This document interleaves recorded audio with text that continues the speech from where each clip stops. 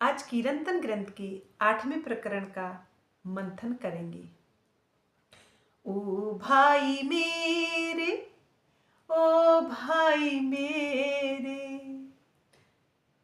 वैष्णव कइएवा को निर्मल जाकी आतम, नीच करम के निकट न जावे, जाए पहचान भई पार ब्रह्म, जाए पहचान भई पार ब्रह्म। महामती श्री प्राणनाथ जी कहते हैं, हे मेरे प्रिय भाइयों, वैष्णव कहलाने का अधिकार तो उसको ही है जिसका हृदय ज्ञान एवं प्रेम से निर्मल हो चुका हो, जो किसी भी प्रकार के बुरे कर्मों को ना करे, जिसे सच्चिदानंद अक्षरातीत पूर्ण ब्रह्म की पहचान हो गई हो। आगे कहते हैं, इश्क लगाए पियासों पूरा, खेले अबला होए अहनिश, ओ अंधे अज्ञानी भरम में भूले, परिया ठोर प्रेम को रस, परिया ठोर प्रेम को रस।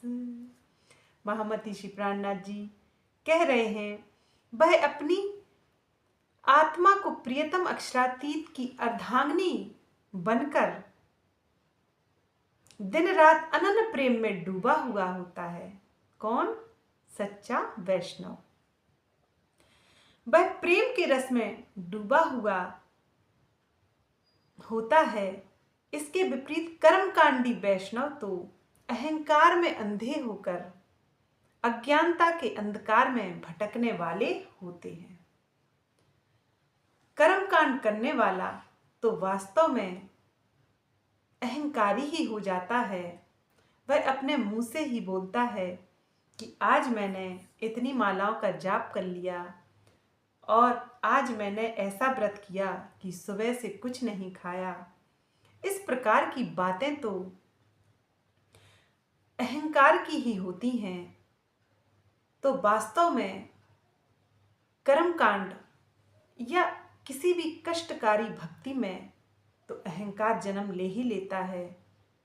इसलिए कहा है कि मालाओं से तो, माला जाप से तो अहंकार बढ़ता है कि आज मैंने 5 मालाएं कर ली, 6 कर ली और तुमने नहीं कर पाई।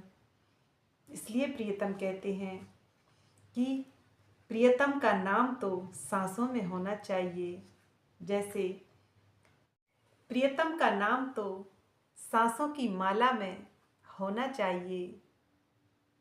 एक सांस भी उनकी याद से या उनके नाम के बगैर नहीं जाना चाहिए। वही सच्चा वैष्णव है। और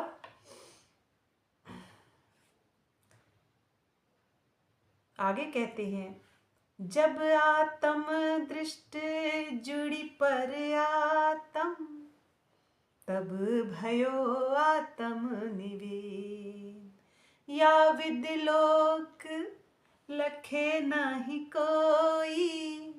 कोई भागवंती जाने ये भेद, कोई भागवंती जाने ये भेद। महामती जी कहते हैं, जब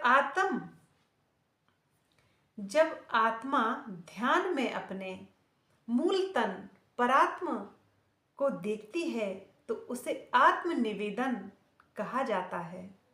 अर्थात आत्मा का प्रियतम के प्रति पूर्ण निवेदन। इस बात को संसार के लोग नहीं समझ पाते। आत्मा और परमात्मा के इस गहन रहस्य को तो केवल ब्रह्म सृष्टि कोई भागवंती ही जान सकती है।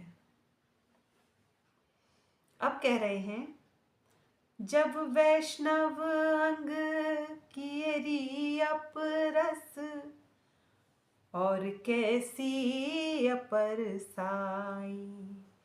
परम भयो जाको परशोत्तम सो, सुबाहिर ना देवे दिखाई। कहते हैं जब सच्चे वैष्णव ने प्रियतम अक्षरातीत के प्रेम में डूबकर अपने हृदय को पवित्र कर दिया, तो उसे कर्म कांडों और जल आदि से अपनी पवित्रता को प्रमाणित करने की कोई आवश्यकता नहीं है। उत्तम पुरुष अक्षरातीत से जिसकी आत्मा का मिलन हो जाता है, वह संसार के लोगों के सामने प्रदर्शन नहीं करता। कहने का आशय है, उस उत्तम पुरुष श्री राज, उस प्रीतम से जिसकी आत्मा की लगन जुड़ जाती है, उस आत्मा को पवित्र होने के लिए किसी गंगा यमुना में स्नान करने की, किसी कर्म कांड को निभाने की कोई आवश्यकता नहीं है। वह आत्मा तो उसी क्षण पवित्र हो गई, उसी क्षण निर्मल हो गई, जिस क्षण प्रियतम परब्रह्म पर उसका भरोसा, उसका ईमान, उसका अटल विश्वास कायम हो गया और वह उसी क्षण उस प्रियतम परमात्मा से जुड़ गई। जिस रूह को, जिस भागवंती रूह को प्रियतम परब्रह्म पर अटूट ईमान और विश्वास आ जाता है, वह रूह तो उसी क्षण उनकी हो जाती है, उनसे जुड़ जाती है। बस तारतम मंत्र या तारतम ज्ञान तो वह कभी भी ले सकती है, उसमें कोई जल्दबाजी नहीं होनी चाहिए। रूह का संबंध तो अनादिकाल से उस प्रियतम से है। भूले हम थे, वो नहीं भूला हमें। इसलिए जब वो जागृत रूह को करता है, जब उसकी मेहर किसी रूह पे बरसती है, तो वह तो किसी भी रीति रिवाजों से, किसी भी प्रकार के दिखावे से नहीं जुड़ती है। वह तो एक क्षण में उसकी हो जाती है, क्योंकि वाणी में कहा है कि जब प्रियतम परब्रह्म की जब पहचान होती है, तो रूह एक क्षण भी उनके बिना नहीं रह सकती। आगे श्री प्राणनाथ जी कहते हैं, अहनिस आवेश हुअड़ांग में, जैसे मद चढ़ियो महामत। बाको आशा और ना उपजे तृष्णा, वह एक सो एक चित। वह एक सो एक चित। श्री महामती जी कहते हैं कि उसके हृदय में दिन रात प्रीतम की छवि बसी रहती है तथा प्रेम की मस्ती चढ़ी रहती है। उसे संसार की कोई भी इच्छा या तृष्णा सताती नहीं है, बल्कि उसका चित्त हमेशा अपने प्राण वल्लभ में ही लगा रहता है।